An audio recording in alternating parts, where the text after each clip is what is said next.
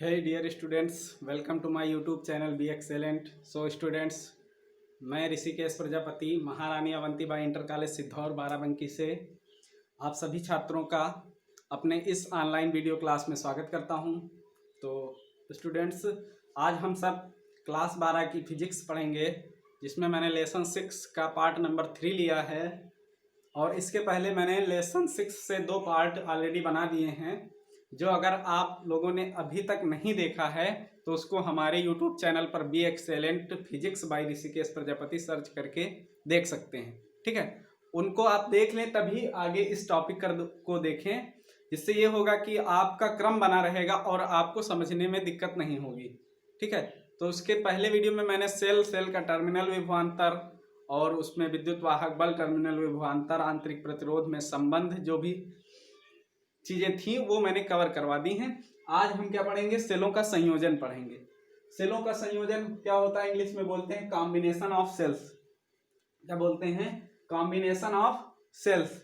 यानी कि इसके पहले हमने पढ़ा प्रतिरोधों का संयोजन, पिछले चैप्टर में पढ़ा था ओम के नियम वाले में, और प्रतिरोधों का जो संयोजन है वो तुम्हारे सिलेबस से हटा दिया गया है, तो उसको आपको नहीं पढ़ना है। उससे संबंधित जो भी टॉपिक्स, उससे संबंधित न्यूमेरिकल्स हैं, उनको आपको नहीं देखना है। लेकिन ये तुम्हारे टॉपिक में है, तुम्हारे सिलेबस में रखा गया, इसको नहीं हटाया गया। ये 70% सिलेबस के अंतर्गत आता है। ठीक है, तो इसको आपको पढ़ना है। तो अब बात करते हैं सेलों का संयोजन। सेलों को संयोजित ही क्यों किया जाता है आखिर?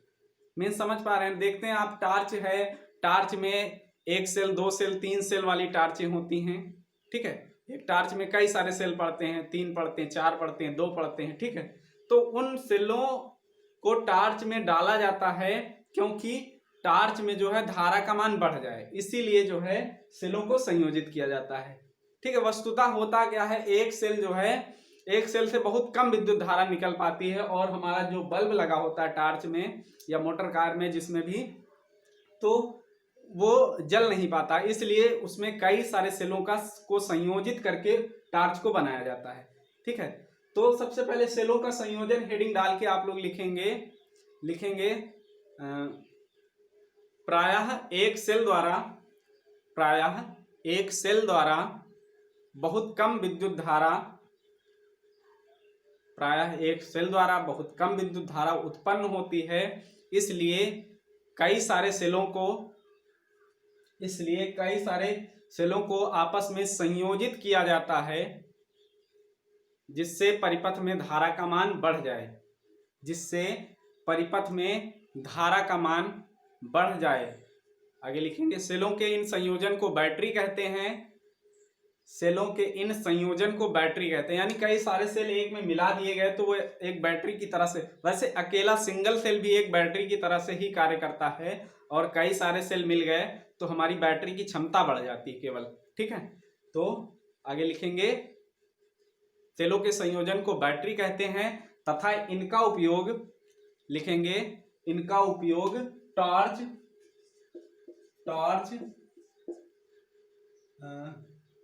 ट्रांजिस्टर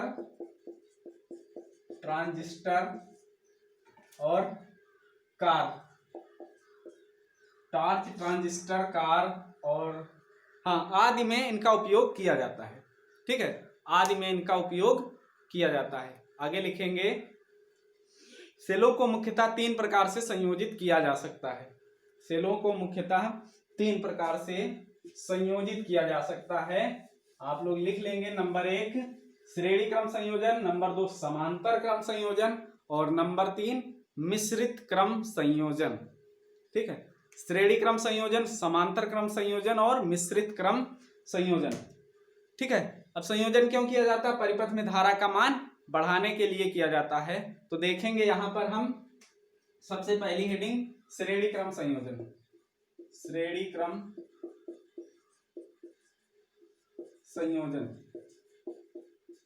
ठीक है, श्रेणी क्रम संयोजन क्या होता है कि कई सारे सेल एक परिपथ में सीरीज क्रम में लगे होंगे। देखिए एक परिपथ हम बनाते हैं यहां पर, अच्छा सा, एक मिनट, आप लोग भी साथ साथ में फिगर बनाइए। ठीक है,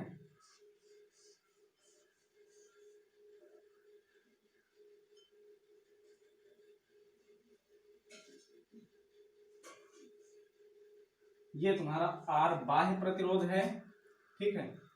और यहां पर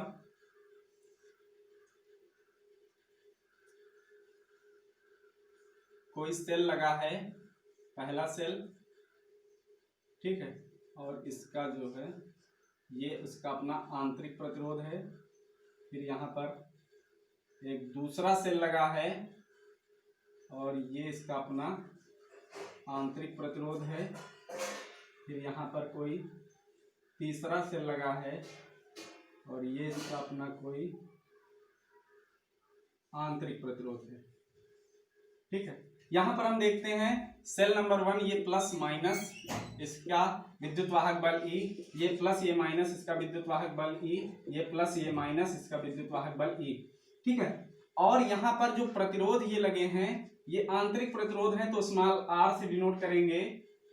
और यहाँ पर धारा क्या बहेगी, I धारा बह रही, मान लेते हैं क्या धारा बह रही है, I धारा बह रही है इनके सबके कारण, ठीक है। I धारा बह रही है, धारा हमेशा प्लस से माइनस की ओर बहती है ना, ठीक है। तो यहां पर हमने देख लिया कि कई सारे प्रतिरोध एक दूसरे के श्रेणी क्रम में इस परिपथ में जुड़े हैं और परिपथ का जो बाह्य प्रतिरोध है वो कैपिटल R है और आंतरिक प्रतिरोध सारे सेलों के स्मॉल r हैं, ठीक है। और इस सेल के इन सभी सेलों के कारण इस परिपथ में धारा का मान क्या है, I धारा बह रही है। तो आप लोग लिखेंगे श्रेणी क्रम संयोजन में, लिखेंगे सेलों के श्रेणी क्रम संयोजन में, सेलों के श्रेणी क्रम संयोजन में पहले सेल के ऋण टर्मिनल को, पहले सेल के ऋण टर्मिनल को दूसरे सेल के धन टर्मिनल से, पहले सेल के ऋण टर्मिनल को दूसरे सेल के धन टर्मिनल से तथा दूसरे सेल के ऋण टर्मिनल को तीसरे सेल के धन टर्मिनल से तथा आगे इसी प्रकार जोड़ते चले जाते हैं, ठीक है। तथा आगे इसी प्रकार जोड़ते चले जाते हैं। आगे लिखेंगे माना एक परिपथ में n विद्युत सेल श्रेणी क्रम में जुड़े हुए हैं। माना एक परिपथ में n, स्मॉल n है ना, n विद्युत सेल श्रेणी क्रम में जुड़े हुए हैं जिनमें से प्रत्येक का आंतरिक प्रतिरोध स्मॉल r, जिनमें से प्रत्येक का आंतरिक प्रतिरोध स्मॉल r तथा विद्युत वाहक बल कैपिटल E है, तथा विद्युत वाहक बल कैपिटल E है। तो कैपिटल E है तथा उन सबको एक बाह्य प्रतिरोध R से जोड़ा गया हो, तथा उन सबको एक बाह्य प्रतिरोध R वाले परिपथ से जोड़ा गया हो, जैसे भी बाह्य प्रतिरोध R वाले परिपथ से जोड़ा गया हो तो क्या लिखेंगे हम, क्या हो जाएगा, ठीक है। यहां पर समझिए बात पहले कि ये प्रतिरोध जितने हैं हमने क्या मान लिया, स्मॉल n प्रतिरोध हैं आंतरिक वाले। तो परिपथ का कुल आंतरिक प्रतिरोध, या फिर हम कह सकते हैं सेलों का कुल आंतरिक प्रतिरोध, सेलों का, क्योंकि हमने क्या पढ़ा है कि श्रेणी क्रम संयोजन में प्रतिरोधों के सारे प्रतिरोध ऐसे जुड़ जाते हैं। तो n प्रतिरोध हैं, तो सेलों का कुल आंतरिक प्रतिरोध, सेलों का कुल आंतरिक प्रतिरोध कितना हो जाएगा, कुल आंतरिक प्रतिरोध बराबर NR, यानी कि R कितने बार आए हैं, N बार आए हैं, तो उनका कुल आंतरिक प्रतिरोध NR हो जाएगा। तथा कुल विद्युत वाहक बल कितना हो जाएगा, कुल विद्युत वाहक बल कितना हो जाएगा, NE हो जाएगा, ठीक है। E कितने बार आया है, 1 2 3 4, N बार आया है E, तो विद्युत वाहक बल टोटल कितना हो जाएगा, E बार हो जाएगा ना, NE हो जाएगा, ठीक है।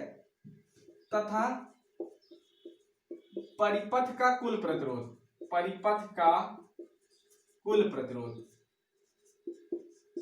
परिपथ का कुल प्रतिरोध का मतलब सेल के सारे प्रतिरोध और ये वाला प्रतिरोध दोनों का योग। परिपथ का कुल प्रतिरोध क्या होगा?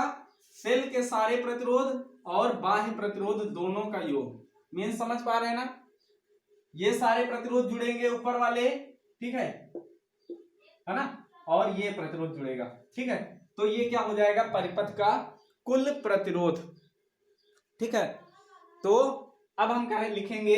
परिपथ में प्रवाहित कुल धारा। परिपथ में या लिखेंगे ऐसे संयोजन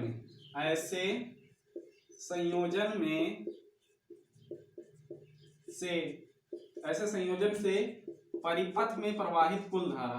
परिपथ में प्रवाहित कुल धारा हमने क्या मान के रखी है? आई धारा बह रही है, तो आई बराबर क्या होता है? V अपान R होता है, यानी ओम के नियम से देखें। लेकिन यहाँ बात सेलों की हो रही है, तो यहाँ पर विभवांतर की जगह पर विद्युत वाहक बल कार्य करता है, तो Ne अपान क्या हो जाएगा? R plus NR। बात समझ रहे हैं ना? Ne अपान R प्लस NR, ठीक है। तो परिपथ में प्रवाहित कुल धारा कितनी हो जाएगी? I बराबर Ne अपान R प्लस NR, ठीक है। ये क्या हो जाएगी? ऐसे संयोजन से परिपथ में प्रवाहित कुल धारा होगी, ठीक है। कैसे संयोजन में? श्रेणी क्रम संयोजन में परिपथ में प्रवाहित कुल धारा I बराबर Ne अपान R प्लस NR होगी, ठीक है। आगे लिखेंगे हम लोग, जब क्या लिखेंगे? लिखेंगे, एक मिनट, लिखेंगे, हाँ, यहां दो स्थितियां बन सकती हैं। यहां इसी के नीचे लिखेंगे, यहां दो स्थितियां हो सकती हैं। यहां दो स्थितियां हो सकती हैं। नंबर एक स्थिति फर्स्ट डालेंगे हम लोग। यहां दो स्थितियां हो सकती हैं, ठीक है। नंबर एक स्थिति फर्स्ट डालेंगे हम लोग। क्या डालेंगे? ब्लैक पेन से हेडिंग डालेंगे, स्थिति फर्स्ट। पहली स्थिति क्या है? यदि R जो है हमारा, कौन सा R? कैपिटल वाला, ये वेरी वेरी ग्रेटर देन किससे है? स्मॉल r से। जो कैपिटल R है वो बहुत ज्यादा बड़ा है स्मॉल r से, ठीक है। स्मॉल r से कह सकते हैं या nr से, पूरे से, ठीक है। जो हमारा कैपिटल R है वो nr से बहुत ज्यादा बड़ा है। अतः अगली लाइन में लिखेंगे, अतः nr बराबर 0। nr को हम क्या मान लेते हैं? नेग्लेक्ट कर देते हैं। nr को हम नेग्लेक्ट कर देंगे तो क्या आ जाएगा? I बराबर Ne अपान R। तो यहां पर लिखेंगे नीचे, तो I बराबर Ne अपान R। I बराबर Ne अपान R, ठीक है। और इसको हम I बराबर N क्या लिख सकते हैं? I बराबर N इंटू E अपान R, ठीक है। अब यहां पर ध्यान दीजिए, E अपान R जो है ये एक सेल द्वारा प्रवाहित धारा होती है। I बराबर Ne अपान R, N को अगर हटा दें तो एक सेल द्वारा प्रवाहित धारा क्या होती है? E अपान R, ठीक है। तो एक सेल द्वारा प्रवाहित धारा को हम N से गुणा कर दें, क्योंकि सेल कितने जुड़े हैं? N सेल जुड़े हैं। तो यहां पर जितनी धारा होगी सारे सेलों की, वो उसका कुछ भी अंश लॉस नहीं होगा, यानी पूरी पूरी धारा योग होके पूरे परिपथ में बहेगी, ठीक है। तो श्रेणी क्रम में जोड़ने का यही लाभ है कि सारे सेलों की 1% की भी धारा लॉस नहीं होगी और पूरी पूरी धारा जुड़कर चलेगी, ठीक है। तो यहां पर हम लिख सकते हैं I बराबर Ne अपान R। अतः परिपथ में धारा का मान अधिकतम होगा। लिख लेंगे, अतः परिपथ में धारा का मान अधिकतम होगा। अतः परिपथ में धारा का मान अधिकतम होगा, ठीक है। समझ पा रहे हैं ना? अधिकतम होगा क्यों? क्योंकि कैपिटल R जो है अगर बड़ा होगा NR से, ठीक है। अब अगली लाइन में लिखेंगे हम लोग, इसको एज कर दे रहा हूं, स्थिति सेकंड डालेंगे। क्या डालेंगे? स्थिति सेकंड। ये आप लोग लिख लेंगे कापी पर और लिखकर ग्रुप में से सेंड करेंगे, ठीक है। स्थिति सेकंड आप लोग पढ़ाई करते रहें। स्थिति सेकंड, स्थिति सेकंड क्या है? यदि आर जो है लेस हो जाए किससे? एनआर से। आर क्या है? बहुत छोटा हो जाए किससे? NR, very very less than two NR, ठीक है। तो आर इक्वल टू क्या हो जाएगा? 0। आर को हम क्या कर लेंगे? नेग्लेक्ट कर देंगे। आर नेग्लेक्ट हो जाएगा तो यहां से देखिए इस फार्मूले से आई बराबर क्या बचेगा? एन ई अपान एन आर बचेगा, क्योंकि आर वाला 0 हो गया आपकी बात, और ये बचा क्या? एन आर वाला बचा, ठीक है। आर वाला 0 हुआ ना। अब यहां से देखिए एन से एन कटेगा तो आई बराबर कितना आएगा? ई अपान आर ही तो आएगा। बात समझ रहे हैं ना? आई बराबर कितना आएगा? ई अपान आर। लिखेंगे अतः परिपथ में धारा का मान न्यूनतम होगा या एक सेल की धारा के मान के बराबर ही होगा। आगे लिखेंगे अतः धारा का मान न्यूनतम होगा या एक सेल के धारा के मान के बराबर ही होगा। धारा का मान न्यूनतम होगा या एक सेल के धारा के मान के बराबर ही होगा। हो गया ना? आगे लिखेंगे अतः, ब्लैक पेन से लिखेंगे अतः श्रेणी क्रम सेलों के श्रेणी क्रम संयोजन में, अतः सेलों के श्रेणी क्रम संयोजन में